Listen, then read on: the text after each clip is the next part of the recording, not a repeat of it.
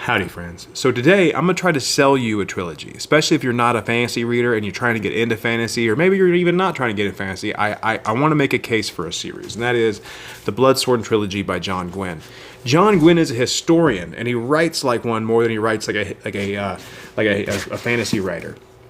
The second thing I hear all the time is people go, well, it's the proper nouns, like the names and the places and everything else. Remember, he's a historian. He's going to lay out a linguistics lesson, and not in some fantasy language, in Old Norse. It is a language that exists. So it might spark interest in you. But other than that, he goes into details about places' names and people's names and so on, and the relation in the story and everything else. And he goes, hey, I'm going to use this word a lot. Here's what this word is, and here's how you say it. It's super, super useful. The second thing I hear all the time is people go, well, I don't like the big, goofy stories and cliches. There's not really a lot. This is a huge story.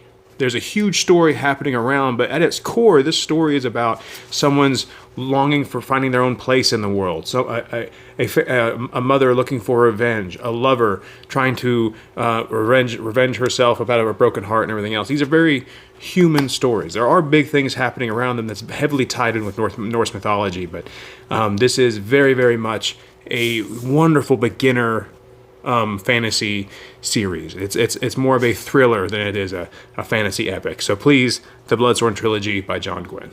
Check it out.